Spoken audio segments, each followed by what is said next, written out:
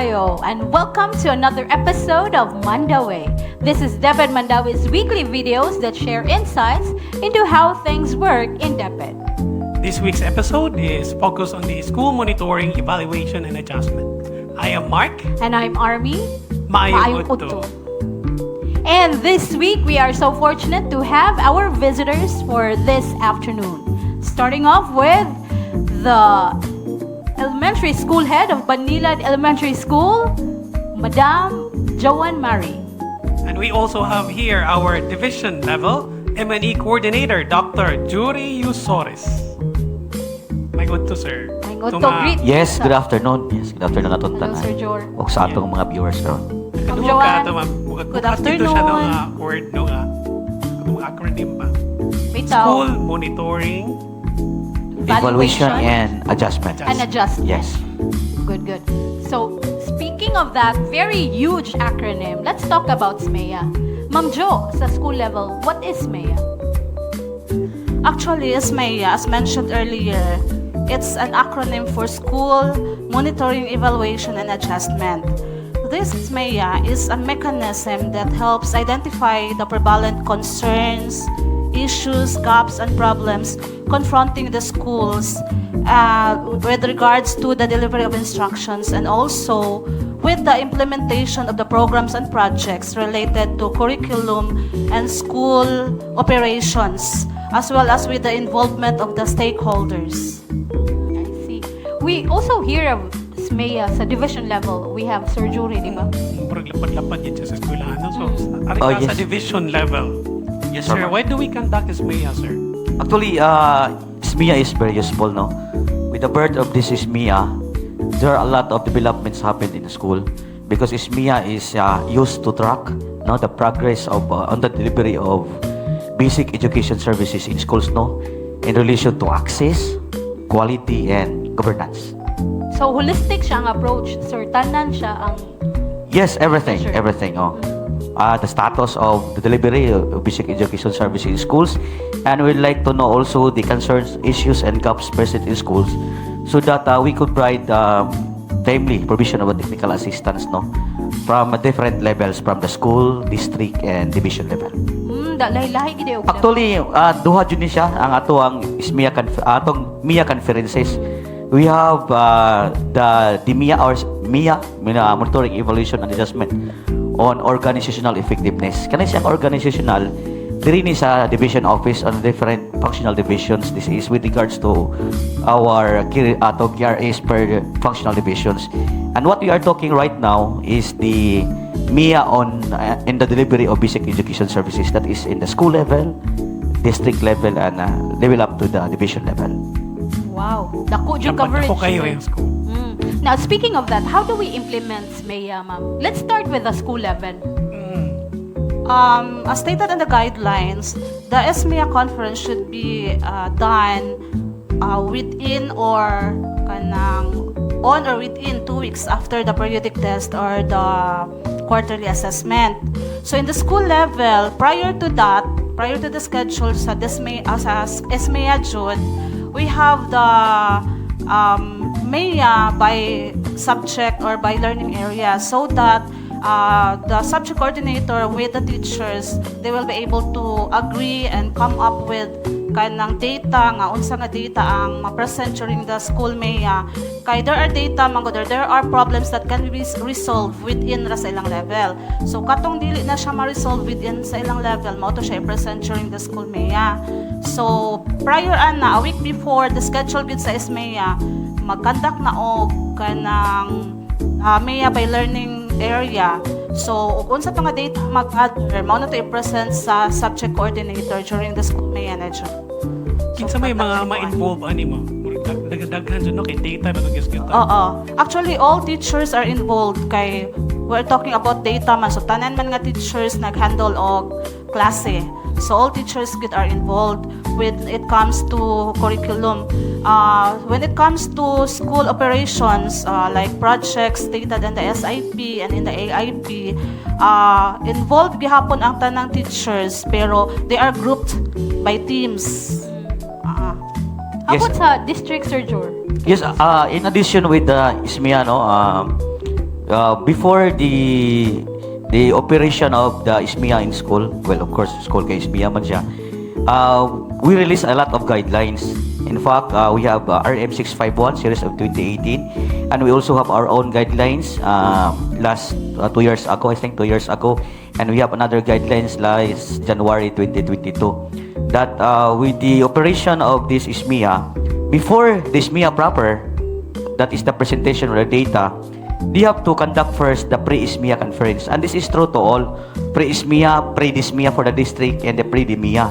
Because that is the time that we are going to tackle on the data being presented to the stakeholders. Because in the pre-SMEA, there are no outside stakeholder first. It's on the inside, like the teachers involved. So, in our guidelines, we made the guidelines that they have to conduct the grade level monitoring and evaluation team. Grade level, that is for the pre-SMEA conference, because we have the school monitoring and evaluation team for the SMEA proper. Yes, that's it. So that's By grade role. level, gets sir. Yes, for the pre-SMEA, they have to tackle. You have the grade level monitoring and evaluation team. That is the time that they are going to tackle the data to be presented during the SMEA proper. That is in their own grade level. Apil Oh. na diri ang mga gitawag na to, mga parents, sir. Yes, the parents will be present during the SMEA conference. For the Atong purpose gig of... ni Ma'am Joanne, Yes, stakeholder. for a purpose so that they will be informed on the, because this is a shared governance according to RA 9155, that this is a shared governance. So all stakeholders should be involved. We have from the representative from the learners and from the PTE and from the barangay council. Yes.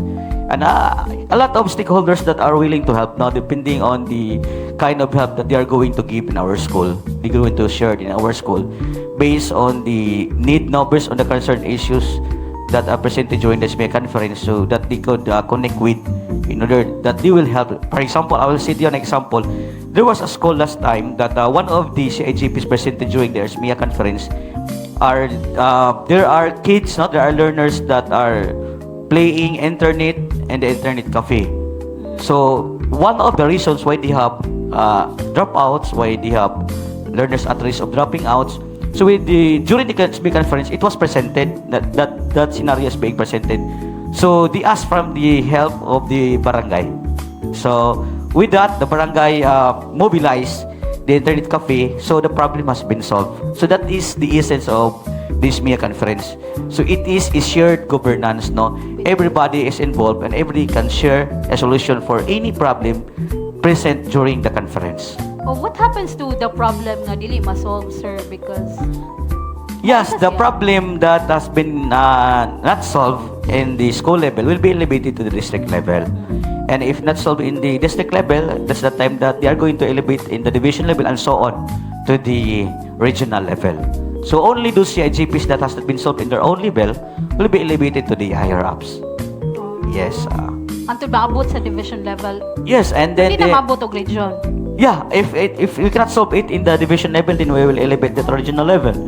The problem that has been solved in their area could be the basis also for their, shall we say, best practices, no, that will be shared to other schools also, just in case if they have the same problem.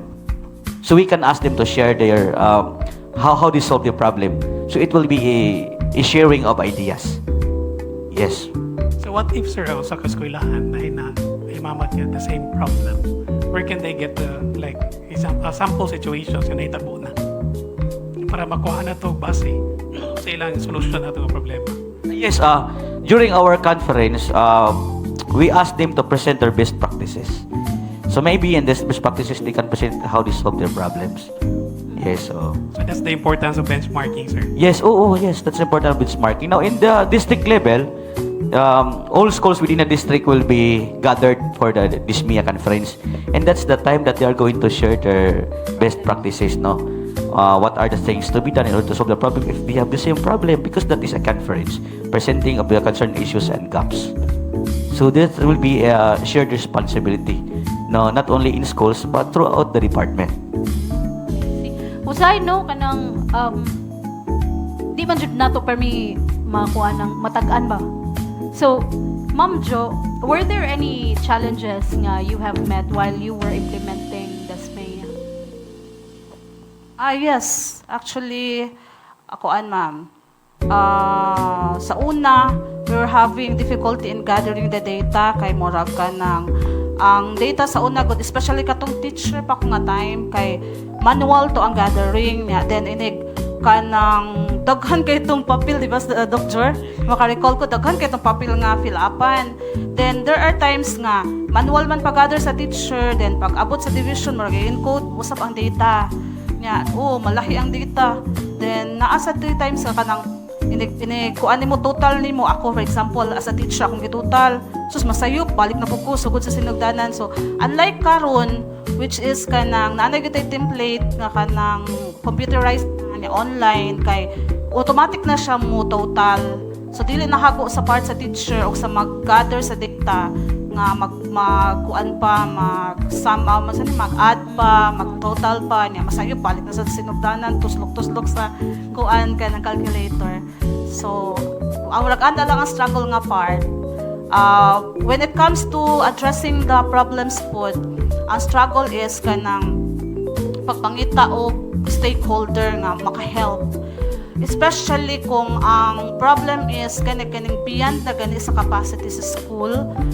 Example, para sa amo naman mi kanang problem nga apil gid ni siya sa among SMEA conference, always kanang ang amo ang gutter sa amo ang gym o ang iyang roof kay kuan man siya kanang dili man na mo siya makaya sa school because lisod gani siya kanang kaya ra unta sa budget mahinay-hinay ra man siya kay by phase, pero lisod siya kay kinahanglan siya og scaffolding. So kung mag-scaffolding manggod ta, dili man mo kuan ang kanang mga panday lang nga kanabang inadlawot yung mga panday, wala man sila nang material. Kinahanglan jud katod yung murag construction gid siya. Unsay tawagan na kanang amo jud siyang kuan gani kanang ipabiding. So, maragdiha naglisod mi nga part, then moto siya na-elevate, and then I am so happy nga last, this month, kaya ito namin sa taga City Engineering's office, nag-ocular inspection na sila sa kuan area, kung say possible nga guba, then ano sila nga, within the year, possibly next month or a few months after, ma-address na gud siya ilan ang gikuan. So, kana siya nga, murag diha nga part, makita na to nga, naagid siya kanang effect. Ma-address gud ang problem, kay kani siya nga problem, nakita man siya, na-present man siya through the SMEA conference. So, challenging yet worth it, get kay na may action. Yes, sir. Ikaw, Sir Jor, Yes, the challenges that you have encountered. Yes, I remember the time when we first started this SMIA. I think that was 2015 or 2016. Yeah, I find it very hard, no, in gathering the data. Well, of course, it took time to gather the data. We cannot provide a timely provision of technical assistance already because of time consuming in gathering the data. That is why we made a project DMIT. That is project DMIT. That is digitalized monitoring and evaluation tool. So with that project DMIT, the gathering of data is no longer timely. So because we made it digitalized. So that is the time that we're going to give them only the link and they're going to enter the data. They have already their names of their schools, the districts. The only thing that they are going to do is to input their data in schools. So that is the product of our project DMIT. That is in the answer of the problems that we met with the birth of this MIA. That was 2016 or 2017. And this project DMIT has been presented already to the regional office and it has been accepted. Not only in the delivery of basic education services, but it also includes in the organizational effectiveness. So that's it. Kay Sir, no? Kay the data becomes more accurate, kay digitalized naman. Yes, and then anybody could see the data. If they want to see it, they can see the data. They have to click only the link being provided, and they can see all the data on the delivery of basic education services, including the CIGPs. So everything is there already. That is the product of our project DMIT. Yes. Sir, how do you check, sir, the accuracy of the data being gathered? Because importante kay ang data diri no kay mao ni atong basihan sa atong solution po. So how sure are we yung katong mga data accurate yun sila? Well, of course, just like the SMIA, they have the pre-SMIA. We have also the pre-DMIA. Now, before the conduct of our DMIA conference, we try to call on the coordinators and the school heads on the different schools on the validity of their data if there are something that we see there is a discrepancy. So, we did the validation before the SMEA conference or the DMIA conference. All right, we will be back with some of the best practices nga gi-practice sa Banilad Elementary School with just a very short reminders. Short break. The Department of Education Schools Division of Mandaue City celebrated the 2024 Women's Month last March 1st to 31st, 2024 with the theme Lipaning Patas sa Bagang Pilipinas. Kakayahan Kababaian, Patutunayan. The schools were encouraged to post the official Women's Month streamer and conduct activities that will promote women's rights. Everyone were also encouraged to observe #Purple Fridays. In the school's division office, 2 activities were held to promote women. The Beauty Care Day provided various services to employees like haircut, massage, and breast examinations. A public speaking seminar was held to provide employees with the skills on how to conduct public speeches. The Women's Month celebration was a great success with the support of all.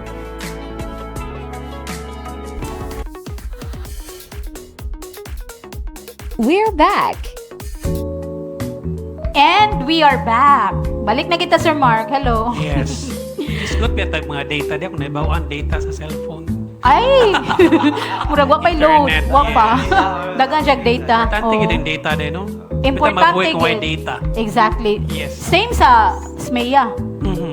Data is very much Database important. gid siya. Gid, base is good siya. Ma'am, unsa na kind of data ang gigather for SMEA?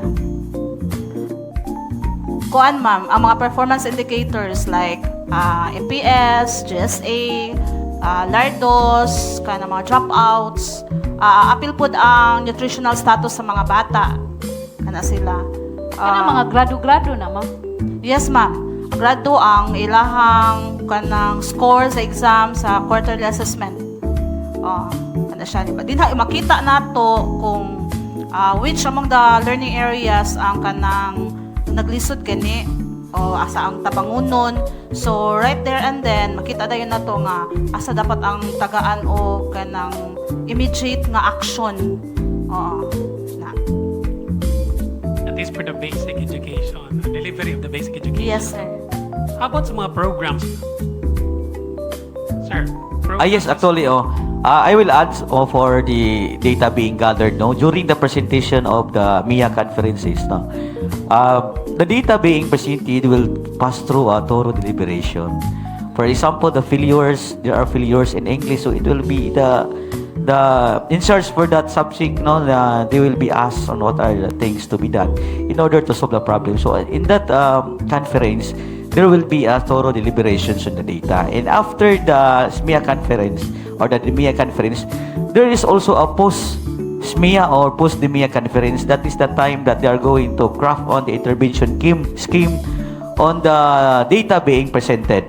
So, another deliberation, so another planning on the provision of technical assistance because we are going to cope up on the timely provision of technical assistance. So, regarding atong sagot mo question, sir? aside sa basic education, delivery, Yeah, Mga program. but there is a Yeah. programs for implementation. part of our gathering our concern issues and gaps, we have also a template there on the implementation of programs and projects. Yeah, we have that one, di ba? Sa school. Yes, And we have we already made guidelines on that one that was released last January 2022. Yeah, if I'm not forgotten, that was 22. It was being started also last 2018, but it has been reiterated on 2022. So we have also a monitoring on the implementation of the programs and projects. So not only the division-wide programs and projects that is being implemented, but also the programs and projects that has been initiated in school. We have a monitoring also. That is what we call the progress monitoring on the programs and projects. We have a tool for that. Aside from the concerns, issues, and gaps and problems that has already been discussed in the previous years. So everything is being monitored. Yeah, everything is being monitored. What happens to the data, sir? Kay earlier, Ma'am Joanne, naka-mention siya og from the school level mo escalate na to sa division level. What about in the division level? What happens to the data na na-gather? Oh, yes. As I've said, no, the data being gathered will be given to the different offices concerned. If the problem is all about in English, in Filipino, that will be sent to the English supervisor, Filipino supervisors, and if they're concerned when it comes to human resource, that will be sent to the human resource. All the persons involved in the conference will be the ones to present their solution on the problems. But that is not only a problem on the person being intended to. Again, it is shared governance. I mean, assured provision of technical assistance. So any idea that would definitely solve the problem will be welcome during the conference.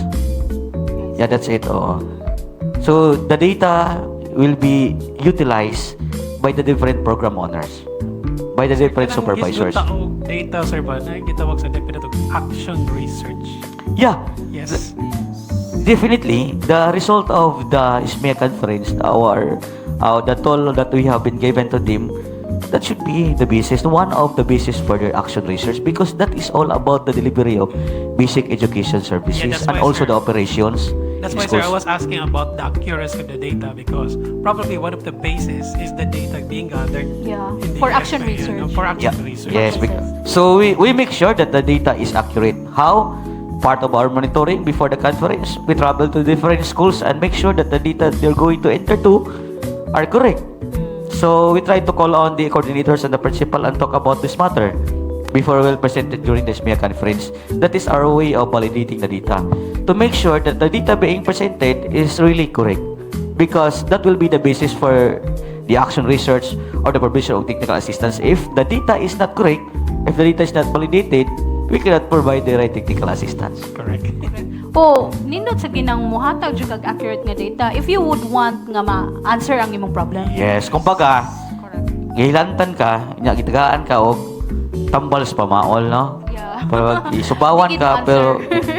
gitagaan ka laing tambal. So, that is the usage of the monitoring and evaluation. So far kay nindot kay gamit ang SMEA, no? Dako ka siya gamit. Dako kay siya gamit. Diagnosis ba? Oh, Ah, dili magiging siya process. diagnose lang gid. Murag gi-answer po niya aside from diagnosing it. Pero gihatagan gid niya og mga alternatives or solution ba? Yes, so, ang nakalindot na niya is that everyone is liable. Why? Because this is a shared governance now. And the data that being presented is the information of the schools, and that will be released to different stakeholders. Before, the parents are not informed on the status of their children, the whole Correct. picture of the school, including the LGU, including the barangay. But this time, they are part of the conference and they will see the bigger picture in schools. Correct. Now they have access. Yes, and then that's the time that the collaboration, the sharing of our stakeholders, and the help that they're going to share in schools is very important because they are there. They can see the real status of the school. Correct. Uh-uh. Well, for the information of everybody, no, we also have here our regional winner gini siya of the program SMEA. OPI winner. Congratulations, Sa regional ma'am. office from Banilad Elementary School, Ma'am Jo. Congratulations, Ma'am Jo. How was your journey to attain this OPI implementer? Actually, we really didn't intend to participate or to join in the contest. We are having the SMEA in our school. Kanang religiously jud siya ba, kanang we are doing it not just because nga we want to have the fame and the honor.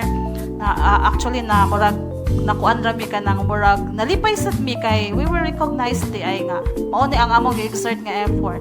Ani siya ma'am kanang during the SMEA presentation, amo dyan gina-invite ang mga stakeholders. We have the representative from our student government, then from our SPTA, as well as our chairman of the Committee on Education sa amo ang barangay. And then, so far, nindot kaayo sila response. Actually, last 2022, kanang we found out nga na mga non-readers. Ang problem naman is on literacy. And then, during the presentation, nakakita man ang parents, as well as the barangay, matamang gi-open sa nila nga kung say possible nga solution sa matabang. Then, we were able to come up with katong parents, mutabang, mato sila per purok, mutabang o pabasa during Saturdays together with the teachers, na yung mga volunteer nga teachers. Mura siya, ang style is kanang sa kuan gani, kanang brigada, o sa tawagan niya, nalimot ko sa term. Kung sa ganito, Sir Jory? Kanin sa brigada, nga reading program? Brigada Pagbasa, yes. Even before the implementation of the Brigada Pagbasa, we already have that in our barangay. Actually, during the interview, one of the questions nga gi-asked by the regional people is kanang, how did we do the program? Are we just copying the Brigada Pagbasa? So I answered nga, no sir, because actually, even before the Brigada Pagbasa, we already have the program in school. Yung nag-joke si sir, ay kamo din nangupya, ang Brigada Pagbasa din nangupya sa inyong haman ko. Dili sad sir. Siguro we just kanang came up with the same kanang kuan. Kanang unsa na idea nga ay nga naon di siya. So kay mao man nakita na namo nga problem during the SMEA conference. Unya we also have kanang para na siya continuation sa kuan na to no, sa school, sa community. Sa school, what we did is naamantay mga sales officers. Amo pa silang gi-utilize nga during kanang lunchtime mo na sila murag kaning i-partner nga bata na mura sa nai-adapt nga bata katong mga non-readers niya. Tabang sila ni teacher og pabasa. Nya kuan. Actually kanang ang barangay is very active karon gani di ba I told the team that I will be late kay ang barangay actually dito nag-turn over sa medicine kit for the classrooms because during the second quarter nagkuan man to sila, nakita man nila nga one of the kanang issues nga gi-raise dito sa teacher is ganahan sila nga per classroom naapoy kanang kits kay so that dili na daw sila moadto sa clinic teacher kay they are afraid that the clinic teacher will be disturbed kay naklase po by that time kung naay kanang kilantan baron sa iyang estudyante or naabaroy nagsakit ang tiyan. So ganahan sila nga naapoy kit per classroom. Unya kanang nakita na sa amo ang chair sa Committee on Education and this morning moto ni ato sila naghatod sila sa kits nga kanang para na sa classroom. Wow, yes, mo na siya sa kanang Manila. naagid siya makita nimo nga naagid siya result. Nag-involvement ang community. So we are just also very lucky kay kanang active kayo ang barangay, dali kayo maka-respond sa among mga kuan, mga pamaray. Mao ba na ang kuan ma'am? Would you say nga mao jud na siya ang makapadaog nato for SMEA implementation? Maybe ma'am. O one of the factors. One of the factors kay makita man gyud siya nga naagid siya kanang shared responsibility, not only the school kanang community gyud siya. Mo na akong gihuna-huna kay pero as I've said earlier man gud wala man mi naguna-huna gud nga we will do this because we want to win. Ang amo lang we will do this because this will address the problem. This will address the kanang needs of our learners. Nya along the way ay mo dito siya nakatabang na mga nakadaog mi so marag dito sad ang feeling nga wala mi ka-expect pero here comes nga hala na recognize na ang among gibuhat. Oo. Congratulations again, Ma'am Jo, for winning. Thank you, ma'am. Sa atong region. Sir Jur, if Yes. there's one thing that you would like to improve on the template which was given, kanang sa atong template ron sa SMEA, Yeah. What would Actually, be? as of now, I think the template is, as of now, the template is just very exact lang gid na on the at this time. So I think there's no need to improve the data because we are still gathering the information on the basic education, and that's the basic in monitoring. The data is not just the data alone that we are going to data, but if there are changes that has been made or released from the higher up, so we are going to implement that in school. But as of now, I think we are not looking into the improvement of the tool because the tool already is very useful. I don't think so in the coming days or years if there are things that need to improve. But as of now, it has already been taken in place. So I think that's it pala, no? As of Pala. now lang. Sir, kanang So I guess, Pusa. sa Mandaue, naaman tayo OPI winner, no? Sa mga example na. Diyan na ito makita kung sa effective implementation sa division. Down to the district, down to the school, no? Kaya makita mo dyan na ito sa eskwelahan mismo. Natin outstanding. So I think, sir, the implementation, I think the data gathering, the data banking, no? Was effective. It was used properly. Okay, daog ko. Yes, oh. Outstanding. Regional outstanding OPI. Outstanding. Oo. We're waiting for Sir Jury lagi to to grab the division OPI implementer. I've been through with I that think one. sinalay mga tao Hapit dito na. nga, Hapit na. yes, nibuhat sila Not yet the time, siguro. religiously, no? Sakto nga pamahagi, sakto nga. So with the award that has been received by the elementary school, no, that is really very big evidence that the implementation of our SMEA conference, the MIA processes in schools, the MIA system is really very effective because it has been recognized in the regional office. We have 17 divisions and yet Manila Elementary, 20 divisions 20, na, no? 20. And yet Manila Elementary School won the first place, di ba? So meaning to say, our implementation is really very effective. Wow, because of everybody's work, I shared governance, Correct. man. Yes, because it is a shared governance. Special thanks to our stakeholders, di ay. Yeah, okay. Shout out to my Yes. stakeholders. I would like to thank also the school heads, no, who are spearheading this SMEA activity in schools. And of course, our PSDCs, no, na during your conference and the conduct of your SMEA conference, as well as in the division level. Thank you so much, all the school heads of Mandaue City, all the PSDCs, and of course, our teachers, no, who gathered all the data in their respective schools. Thank you so much. So, without your collaborations, no, everything is not possible, and this system would be paralyzed. So, I'd like to thank everyone. One Dako more ang mga question, utang sir. ko po doon Before from our ka mulakaw. schools. Yes. Last question. How would you see yourself without the SMEA tool? Without the SMEA tool. Or can you still see? Yeah, I experienced it. Again, I experienced it with the birth of this SMEA last 2015, 2016 without the SMEA tool. It's so hard. It's so hard. You can get the data, you can get the desired data that you need, but the provision of technical assistance is not timely because it will take time. So, it's so hard for us to provide technical assistance and to improve everything in schools without those SMEA tool. Right. So aside from that, dili siya last question na pa yung second to the last. Ay, dagang pa din. Sige, Sir Marco. So, kung sa pa may mga ipanglantaw sir sa unahan, nga ma-improve pag yun, nga mas effective, kaya ba effective na karoon, pero napam dyan ipanglantaw sa the future improvement of SMEA, if you have.